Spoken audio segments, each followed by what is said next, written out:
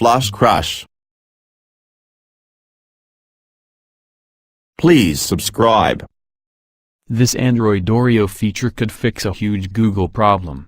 The newest version of Google's Android mobile operating system, unveiled Monday as Oreo after the sandwich cookie, will start rolling out in the coming months. As it does, users will be treated to several subtle but useful new features: the ability to minimize an app in the corner of the screen, open apps directly from a web browser with no installation required, and access new types of emoji.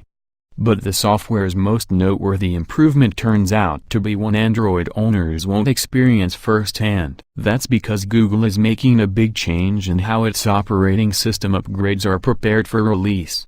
It falls under an initiative called Project Treble, and Google hopes it will speed up the process of pushing new software out to the many smartphones around the world that run on Android. Before Android users can download and install each update, the software must go through several steps.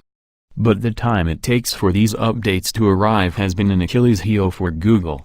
That's because the validation process can be onerous. Chip makers, smartphone manufacturers and carriers all must modify and test the update before it becomes available to consumers, a practice that typically takes several months. Most Android phones are thus running software that's out of date.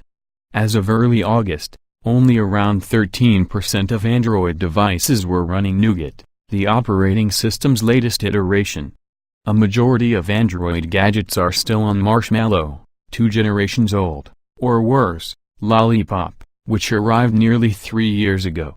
Step back to 2013's KitKat, 4 generations old, and more Android devices are still running it than last year's Nougat upgrade, according to the Android developer dashboard. Project Treble would in theory shore up this disparity by removing the need for additional hardware-related work by chip makers before a release launches. Google described this in May as separating the Android operating system framework from specific vendor implementations, which is just a way of saying that it wants to draw a line between the software and proprietary silicon-related aspects of a given device. If all vendors have to do is update the software, they can get new versions of Android out to users much faster. The problem we had to solve was that vendor and OS code was deeply intertwined, Stephanie Sod-Cuthbertson, a director of product management for Android at Google, said during a Reddit Ask Me Anything session in July. The device maker had to depend on the silicon vendor and had to wait until the silicon vendor released the code, and then had to integrate the code. The company said on Monday that device makers such as Samsung, LG, Motorola, Essential and others are scheduled to update their devices to Android Oreo by year's end. The sluggish upgrade process has over time spawned additional fragmentation problems.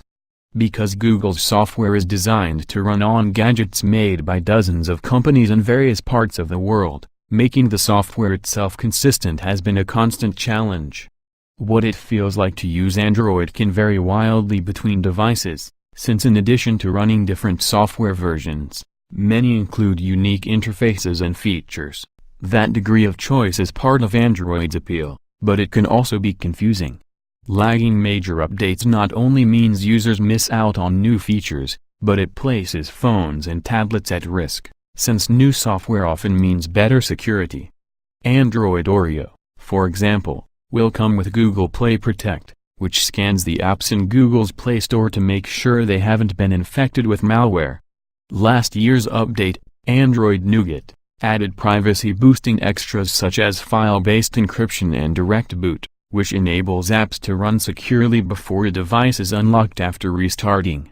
As hackers get better at working around existing security safeguards, installing software updates becomes all the more important. Apple has an advantage over Google when it comes to deploying new software across its iPhones and iPads. Since Apple doesn't have to work with multiple phone manufacturers, it can release an update that works for all supported devices at a given time, rather than waiting for individual companies to roll it out on their own schedules. It's a problem that's always impacted Android, and it's refreshing to see Google commit more resources toward a solution it probably should have explored years ago.